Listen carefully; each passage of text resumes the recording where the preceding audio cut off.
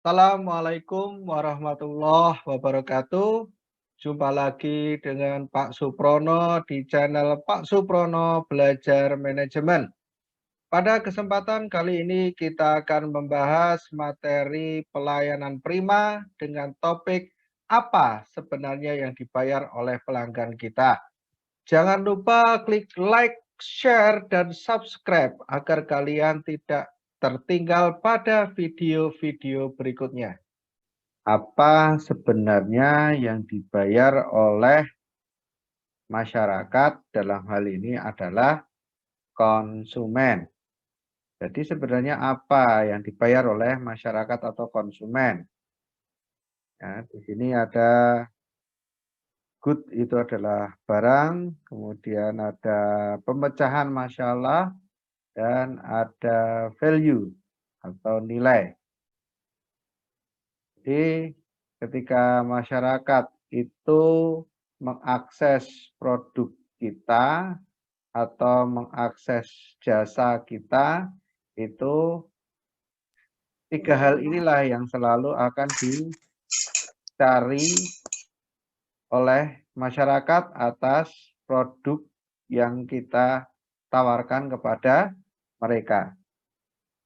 Jadi mereka akan melihat dulu nilai apa, nilai tambah apa yang diperoleh ketika dia itu membeli barang atau membeli jasa kita, padahal sebelumnya dia menggunakan jasa milik orang lain. Jadi di sini inilah tiga hal yang akan selalu dilihat oleh masyarakat. Nah, apa yang dibutuhkan oleh masyarakat, apa yang dibutuhkan oleh pelanggan atas produk atau jasa kita. Setidaknya ada 5 hal yang dibutuhkan oleh pelanggan kita. Ini kalau disingkat adalah reliable care. Care itu adalah peduli. Ya. Ini kalau disingkat itu adalah reliable care. Jadi kalau biar kita tidak lupa, itu sebenarnya yang dibutuhkan pelanggan itu adalah reliable care. Ada reliable, ada kredibel, ada atraktif, ada responsif, ada empatik. Inilah 5 hal yang dibutuhkan pelanggan. Kita kupas satu persatu. Dimulai dari reliable. Jadi yang dimaksud dengan reliable ini adalah melakukan apa yang Anda janjikan dari sisi ketepatan waktunya serta kebenaran atau konsisten atas apa yang kita tawarkan kepada pelanggan. Itu yang namanya reliable. Jadi di dalam reliable di sini kita akan dituntut untuk apa yang kita promosikan. Jadi kita kan pasti akan melakukan promosi. Kita pasti akan melakukan pengiklanan. Nah, semua yang kita tulis di dalam pengiklanan atau di dalam promosi tersebut, realitas tidak muncul di permukaan tidak, ataukah cuma bahasa iklan yang tidak istilahnya yang tidak terwujud, yang tidak nyata, atau hanya untuk tebar-tebar pesona. Nah, di sini kita harus betul-betul mewujudkan, kalau di dalam reliable ini adalah mewujudkan semua yang telah kita iklankan, telah kita promosikan kepada pelanggan kita. Jadi kalau kita bilang 1 hari jadi, ya kita harus bisa 1 hari jadi. Jangan sampai kita bilang 1 hari jadi, tetapi jadinya 2 hari.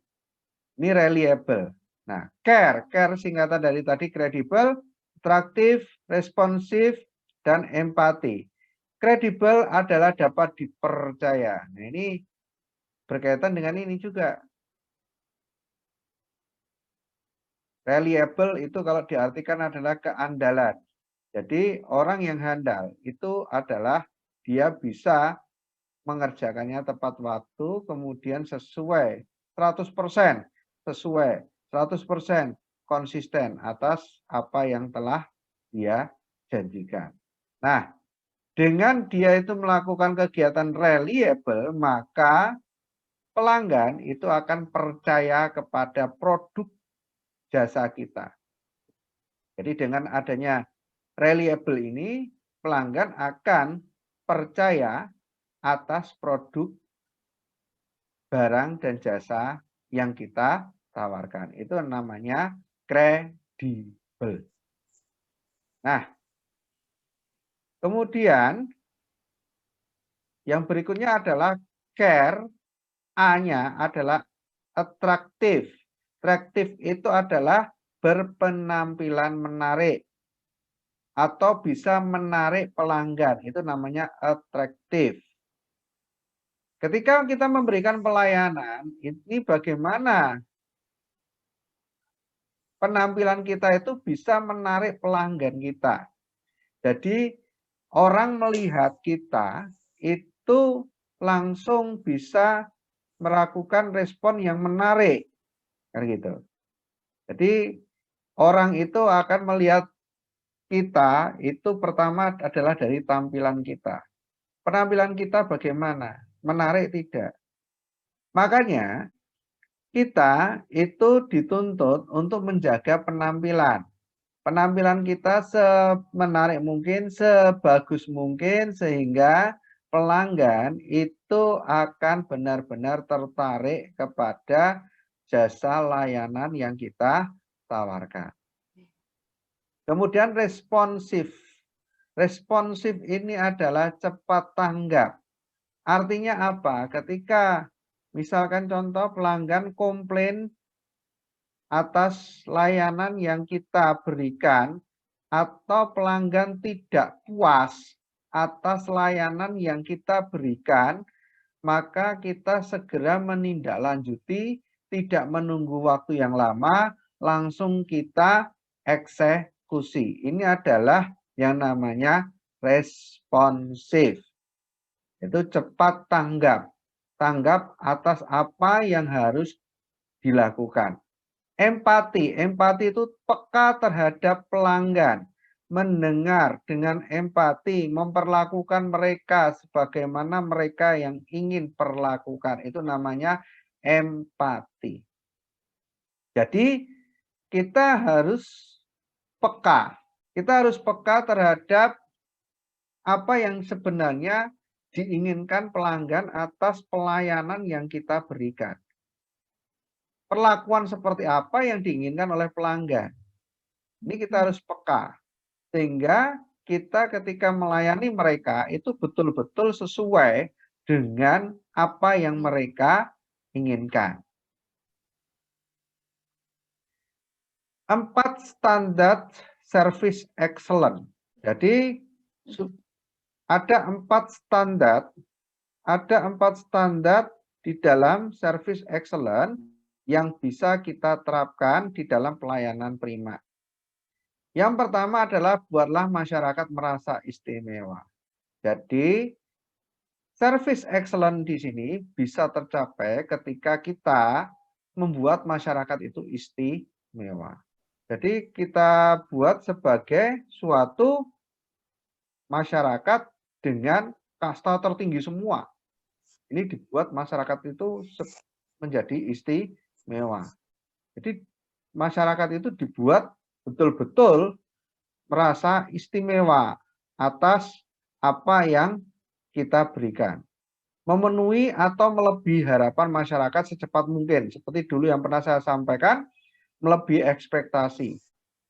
Tidak hanya masalah yang dibutuhkan oleh masyarakat, tetapi juga di sini kecepatan, cepat. Kemudian yang ketiga adalah kepercayaan terhadap fasilitas dan jasa institusi.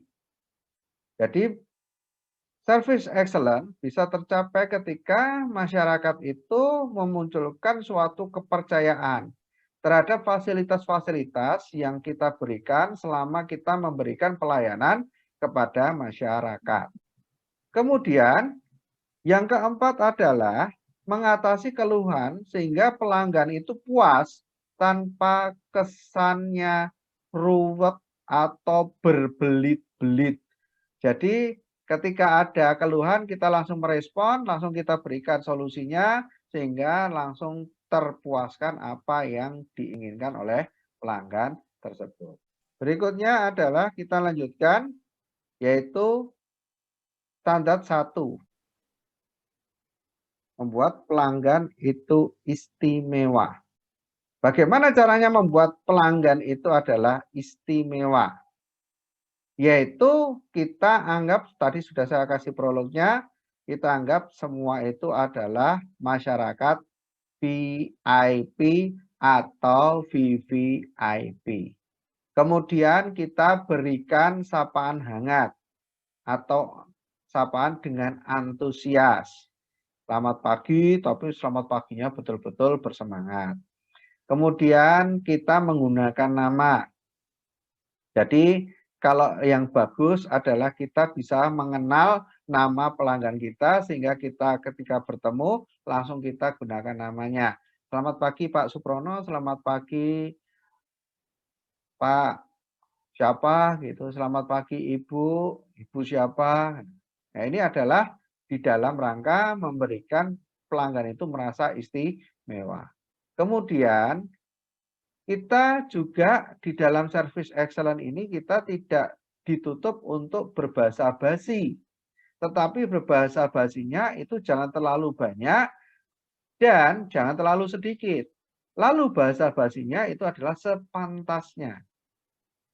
Jadi kadang-kadang itu ada pelanggan itu yang ketika bertemu dengan kita, itu dia itu sedikit memamerkan dari produk barang yang dia pakai.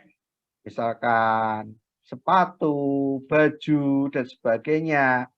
Nah, sehingga kesannya itu baju itu adalah baju yang paling mahal, sepatu yang paling mahal. Nah, kita boleh memujinya. Memuji dari barang-barang yang dia pakai, sehingga misalkan, oh ibu kalau pakai baju ini terlihat cantik, dan sebagainya. Ini adalah bahasa basi yang pantas yang diperkenankan di dalam memberikan pelayanan. Kemudian tersenyum. Berikutnya adalah tersenyum. Di dalam tersenyum ini kita tidak hanya asal tersenyum, tetapi tersenyum dengan melakukan kontak mata. Ini adalah sesuatu hal yang sepele, tetapi ini betul-betul memberikan layanan yang istimewa kepada pelanggan.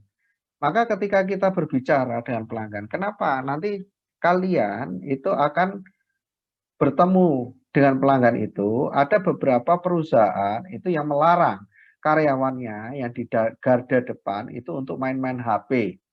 Nah, main-main HP selama jam kerja. Nanti diperbolehkan ketika jam istirahat untuk melihat ada pesan dan sebagainya. Setelah istirahat itu HP juga harus mati kembali. Kenapa kok seperti itu? Supaya kita di dalam pelayanan kepada pelanggan itu bisa maksimal. Bisa tersenyum, bisa kontak mata, bisa menyapa secara maksimal. Ini adalah salah satu upaya memberikan service excellent. Kemudian menyimak dengan empatik apa yang diucapkan pelanggan. Nah ini berkaitan dengan tadi yang saya ungkapkan. Kenapa kok tidak boleh main-main HP? Karena dengan menyimak,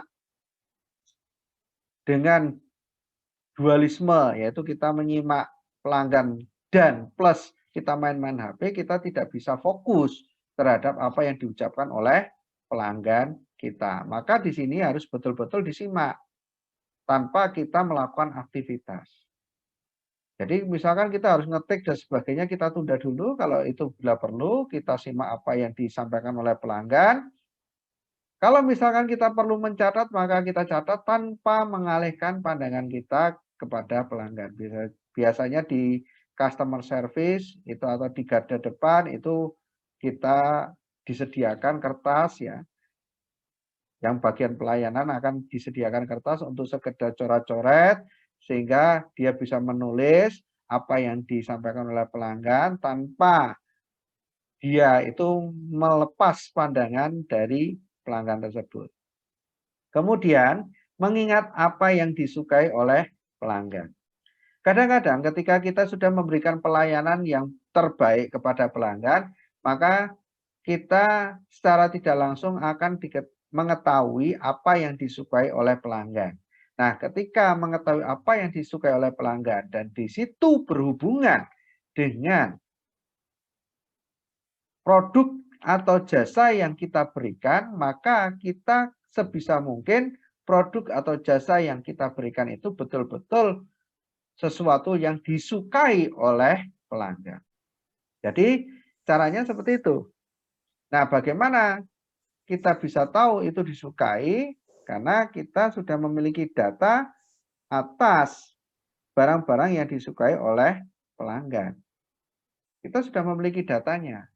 Sehingga kita akan selalu bisa match atau sesuai dengan yang disukai oleh pelanggan. Kalau itu yang disukai pelanggan berarti pelayanan kita dianggap VIP. Kemudian mengecek kepuasan pelanggan secara teratur. Nah, kadang-kadang itu kita mengecek kepuasan pelanggan itu sepintas lalu. Atau kalau pakai bulan, sebulan sekali atau setahun sekali. Nah, di sini pengecekan kepuasan pelanggan secara teratur ini sangat bermanfaat bagi kehidupan perusahaan. Karena pelanggan yang puas, pelanggan yang dianggap oleh perusahaan itu sebagai suatu raja, ini akan melakukan pembelian-pembelian kembali di waktu-waktu yang akan datang. Bahkan dia bisa merekomendasikan kepada orang lain. Kemudian menggunakan bahasa pelanggan walau hanya satu kata. Nah, sebagai misal, ya, misalnya pelanggan kita misalkan, ini saya orang Yogyakarta, pelanggan saya misalkan salah satunya ada dari Jawa Barat misalkan.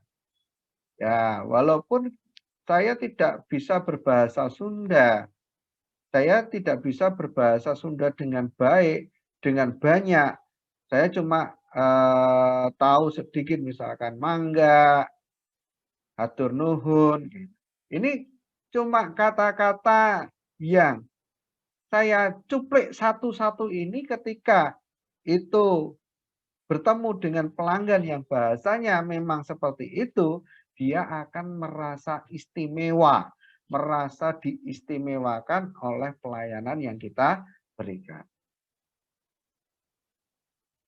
Kemudian memberikan respon atau kesan positif. Bagaimana caranya memberikan kesan positif? Ini ada kalimat, I respect you, I like you, I care about your happiness, I want to be your friend. Ini kata-kata yang memberikan kesan positif. Saya sangat respect kepada Anda, saya suka Anda, saya akan peduli. Saya peduli atas kebahagiaan Anda, saya ingin menjadi teman Anda. Ini adalah sesuatu hal yang memberikan kesan positif. Berarti kita itu peduli kepada dia.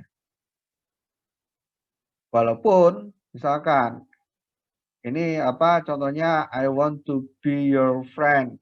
Kita di sini institusi memberikan pelayanan, saya ingin menjadi teman Anda. Walaupun ini sebenarnya kalimat yang istilahnya kalau dalam bahasa yang tadi sudah saya sampaikan termasuk mungkin bahasa basi kan itu. Walaupun itu cuma bahasa basi tetapi dengan kita menganggap dia itu sebagai teman kita, tentulah berbeda pelayanan antara teman sama pelanggan itu akan berbeda. Nah, ini memberikan kesan positif kepada pelanggan atas pelayanan yang kita berikan. Standar yang kedua adalah memenuhi atau melebihi harapan masyarakat atau pelanggan secepat mungkin. Jadi bagaimana memenuhi atau melebihi harapan masyarakat atau pelanggan secepat mungkin. Ada beberapa hal yang bisa kita lakukan. Yang pertama adalah jangan biarkan pelanggan itu menunggu. Nah, kadang-kadang itu kita mengabaikan hal yang sepele ini. Misalkan contoh adalah kita memberikan pelayanan jam 8. Kemudian kita baru datang jam 8. Secara otomatis kita baru akan membuka pelayanan itu setelah jam 8. Nah, kondisi seperti inilah ini menyebabkan pelayanan kita menjadi tidak excellent. Maka kebanyakan perusahaan-perusahaan yang menerapkan total service kepada pelanggan, seperti contoh pihak perbankan atau pihak-pihak yang secara 100% melakukan pelayanan secara optimal kepada pelanggan, termasuk jasa transportasi dan sebagainya, ini mewajibkan kepada karyawan atau kru dari perusahaan tersebut untuk datang sebelum jam pelayanan. Kenapa kok harus seperti itu? Agar pelayanan ini bisa maksimal dengan cara pelanggan tidak sampai menunggu waktu pemberian pelayanan. Kemudian yang kedua adalah menawarkan sebelum pelanggan meminta. Jadi kalau kita perhatikan ada di beberapa perusahaan atau di beberapa pelayanan yang mungkin kita pernah mengalami, itu kita itu sebenarnya tidak menginginkan dan kita tidak tahu produk tersebut. Tetapi pihak perusahaan atau pihak pemberi pelayanan pasti akan memberitahukan. Ya, misalkan kita sedang membeli sebuah tiket. Nah, tiket misalnya tiket pesawat atau tiket kereta, atau mungkin tiket bus. Lalu kita tidak tahu ada produk tambahan di perusahaan tersebut. Misalkan contoh diberikan penawaran, Bapak mau menggunakan fasilitas antar jemput. Ketika dari pihak perusahaan itu menawarkan ini sebenarnya kita tidak tahu kalau perusahaan itu ada jasa antar jemput. Maka kita tawarkan sebelumnya. Dengan kita tawarkan, siapa tahu pelanggan itu tertarik dan menggunakan produk tersebut. Kemudian memahami persis keinginan pelanggan. Apa sebenarnya yang diinginkan oleh pelanggan?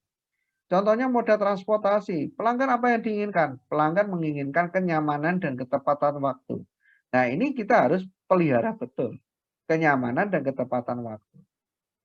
Kemudian, menyampaikan apa yang akan Anda lakukan.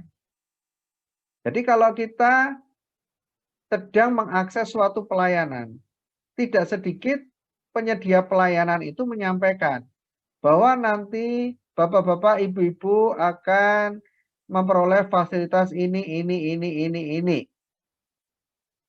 Kemudian nanti pihak karyawan Anda akan melakukan di dalam memenuhi pelayanan kepada Bapak Ibu sekalian akan melakukan A, B, C, D, E. Ini adalah menyampaikan apa yang akan Anda lakukan ini sangat bermanfaat, sangat penting. Jangan sampai itu pelanggan malah tanya, saya itu naik kendaraan ini dapat fasilitas apa toh? Nanti saya itu sudah membayar sekian ratus ribu ini, saya dapatnya apa saja? Nah, ini adalah hal-hal yang perlu diperhatikan untuk apa? Memenuhi atau melebihi harapan dari pelanggan secepat mungkin. Kemudian adalah selalu memberi apa yang Anda janjikan. Kita janji apa, maka kita berikan janji tersebut. Tadi di awal sudah dikupas, kita jangan sampai tidak menepati janji. Lalu yang berikutnya, yang keenam adalah saya bisa dan saya akan.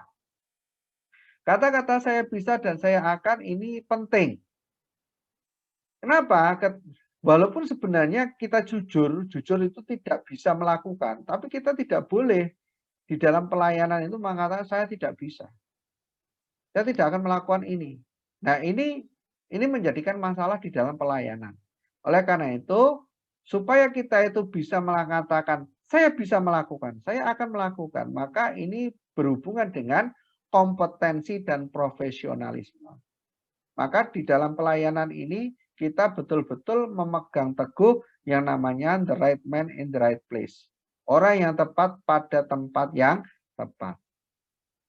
Kemudian yang ketujuh adalah mengerjakan sebanyak mungkin sekali jalan. Jadi jangan sampai kita itu terlihat mondar-mandir.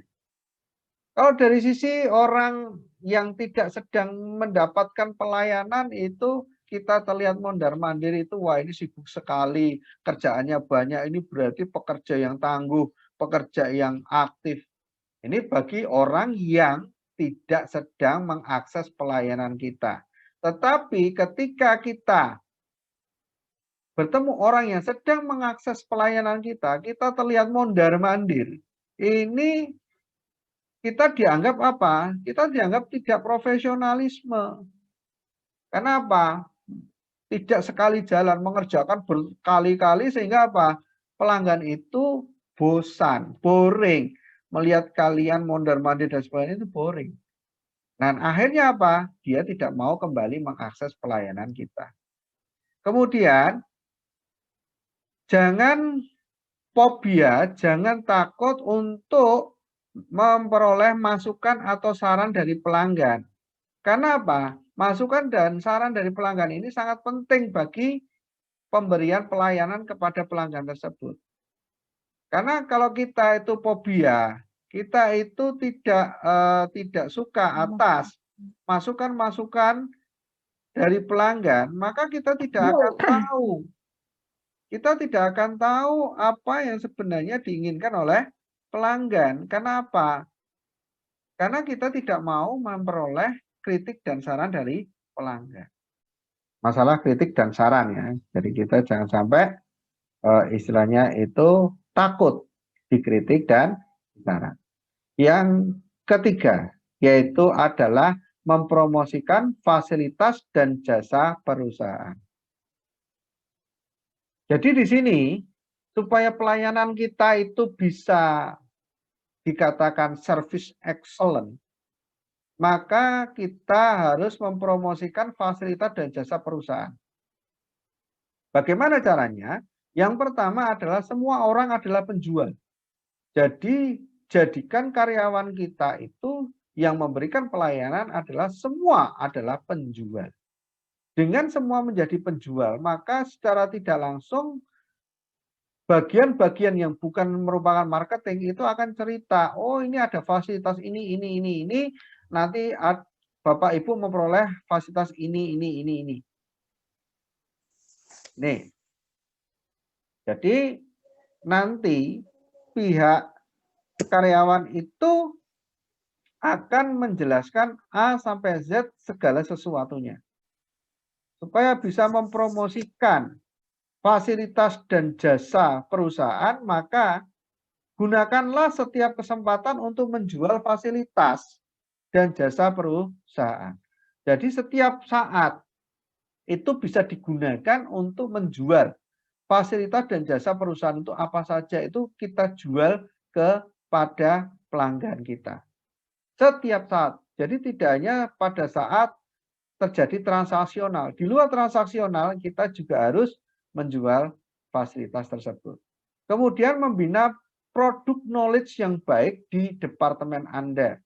Jadi di sini yang namanya produk knowledge atau pengetahuan tentang produk itu ada sesuatu hal yang wajib diketahui oleh semua orang atau semua elemen yang ada di dalam perusahaan. Tidak boleh hanya bagian marketing saja, tidak boleh hanya bagian produksi saja, tetapi semua elemen harus paham tentang produk knowledge dari perusahaan tersebut. Sehingga antara bagian yang satu dengan bagian yang lain nanti akan terjadi keseragaman ucapan. Misalkan yang satunya mengatakan ini fasilitasnya adalah misalkan kameranya adalah 5 megapiksel. Ternyata yang satunya cuma pahamnya adalah 3 megapiksel. Ternyata yang satunya pahamnya cuma 2 megapiksel. Tapi ternyata itu semuanya ada di dalam produk kita. Nah ini hal-hal yang semacam ini menjadikan pelayanan kita tidak bisa excellent. Kemudian memberi informasi dengan antusias dan rasa sayang. Memberikan informasi itu betul-betul berantusias. Antusias gimana? Antusias memberikan informasi selengkap-lengkapnya kepada pelanggan. Jadi jangan sampai ada informasi yang miss yang dialami oleh pelanggan. Kemudian menawarkan sedikit lebih secara sering. Jadi di sini yang namanya sering disebut dengan upselling. Jadi ketika kita menawarkan sesuatu, kita sedikit lebihkan atas kemampuan, atas produk yang kita tawarkan. Jadi sedikit mengunggulkan. Sehingga ketika kita bercerita lebih unggul daripada produk-produk yang lain, maka pelanggan tersebut menjadi tertarik atas produk kita. Kemudian cross-selling, menjual secara keseluruhan. Menjual keseluruhan perusahaan. Artinya apa? Jadi semua produk jasa yang kita miliki itu kita jual secara maksimal, secara menyeluruh, tidak kita sisakan. Jadi misalkan di situ makanan, seharusnya dapat cabai, kita tidak memberikan cabai. Ini namanya tidak menjual secara keseluruhan. Cross selling ini betul-betul dijual secara total, secara optimal, secara maksimal tanpa dikurangi satu pun bagian yang harus diterima oleh pelanggan. Standar yang keempat adalah mengatasi keluhan sehingga masyarakat atau pelanggan puas tanpa kesan ribet. Supaya kita bisa mengatasi keluhan masyarakat atau pelanggan dan mereka bisa puas tanpa ada kesan yang ruwet, ribet, atau berbelit-belit, maka yang perlu kita perhatikan adalah yang pertama, mencari alasan mengapa pelanggan menjadi sulit. Jadi di sini kita harus mencari tahu kenapa pelanggan kita itu sulit puas atas produk yang kita berikan, atas jasa yang kita berikan. Supaya kita bisa mencari tahu alasan tersebut, maka kita harus tahu, mengenali harapan pelanggan yang mengeluh tersebut. Apa sebenarnya harapan dari pelanggan tersebut? Sehingga kita bisa tahu mengapa pelanggan itu sulit puas atas pelayanan yang kita berikan. Berikutnya setelah kita mengetahui itu, kita berusaha untuk mengatasi permasalahan atau mengatasi keluhan-keluhan pelanggan tersebut secara profesional. Jadi kita harus sportif. Kalau memang perusahaan kita salah, maka kita katakan salah dan berusaha untuk kita perbaiki.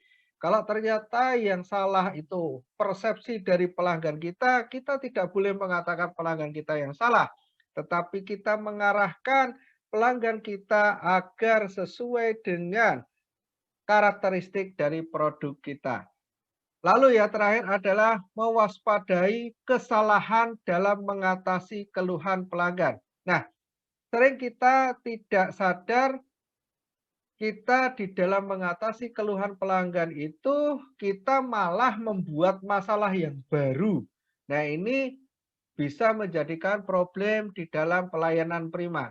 Maka kita harus hati-hati.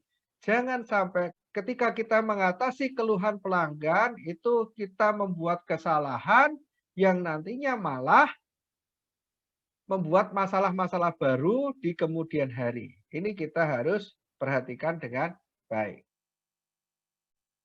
Demikianlah materi pelayanan prima dengan topik apa sebenarnya yang dibayar oleh pelanggan. Kita bertemu pada video-video berikutnya. Jangan lupa like, share, dan subscribe agar kalian tidak tertinggal pada video berikutnya. Kurang lebihnya mohon maaf. Akhirul kalam wabillahi taufik wal hidayah. Assalamualaikum warahmatullahi wabarakatuh.